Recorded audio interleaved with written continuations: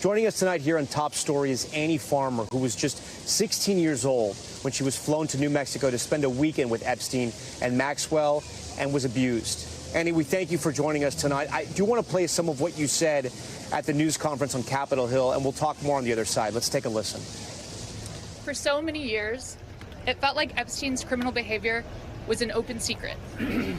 Not only did many others participate in the abuse, it is clear that many were aware of his interest in girls and very young women and chose to look the other way because it benefited them to do so. Passing this Epstein transparency bill is one important step that can be taken to prove to Americans that the government does not side with sexual perpetrators. Annie, some of our viewers may be watching this, watching everything that's happened over the last few months, and they may ask themselves, Epstein is now dead, right? He killed himself in prison. Ghislaine Maxwell is locked up behind bars, and yet you and the other victims, the other survivors, your struggle continues every single day. Why are you still fighting there on Capitol Hill now? Yeah, I think that there's so much that has not, we have so many questions that have never been answered for us. So we're fighting because there are still people that were involved in these crimes that have never been held accountable. And I think people spoke to so many reasons why it would be helpful for us individually to have this information, but also for the American people, because there have been systematic failures over and over again in this case that need to be addressed. And if we don't really understand what happened, how can we prevent those from happening again? And how can we keep children safe in the future? And then, Annie, you and some of the other survivors are looking to compile your own client list. We heard that in Hallie's report. How do you plan to go about doing that, and what do you plan to do with that information? That's a new idea that's been introduced, and I think it's just been born out of the frustration with this question that people keep asking in the media. You know, we want the names, or there's so much focus on a list. And the idea is that actually we have turned over these names. People have reported these names to the FBI, to the government.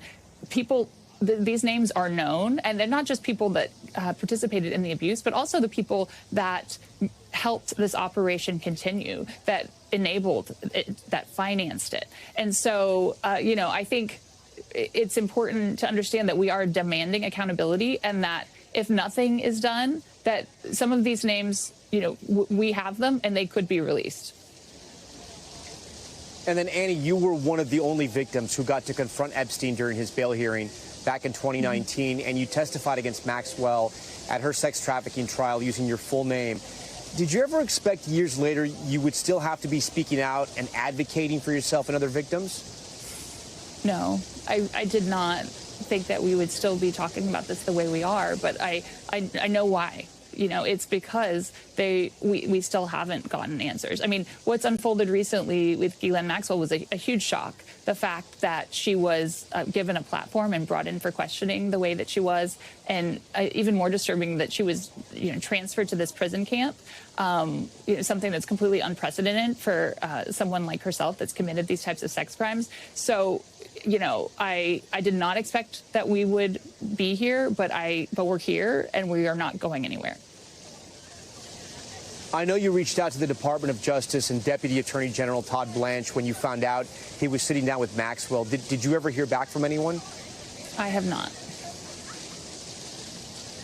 And then you heard President Trump today put out that message that a lot of this is all a hoax. What do you say to that?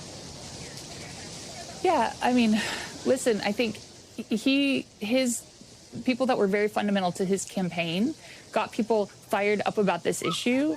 It did not seem at that time that they believed it was a hoax. Even once he had taken office, people in his in his administration were saying, we have these files will be released. So at that time, it did not seem that they believed it was a hoax. When we were meeting yesterday with members of the House Oversight Committee, they said that was one of the most well-attended meetings that they had ever had. And someone said something similar at the press conference today.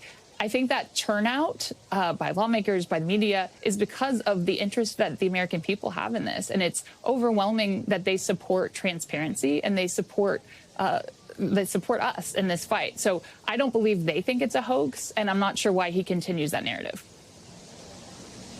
If you could talk to President Trump, what would you tell him? I would tell him to do the right thing. I think that there's clearly here the right side of history to be on. and that is not protecting perpetrators, not continuing the systematic failures of the government that have happened over and over again here, but actually doing something different, releasing this information. You know, we want to know why was my sister's 1996 FBI report, why was nothing done at that time? I think for those of us seeing so many people that have been harmed since that time, I can't tell you how heartbreaking that is to think this didn't have to happen. What went wrong? And I think we all deserve those answers. Annie Farmer, I know you've been dealing with this since you were 16 years old. We thank you for coming on Top Story tonight. I know we will stay in touch. We thank you for watching, and remember, stay updated on breaking news and top stories on the NBC News app or watch live on our YouTube channel.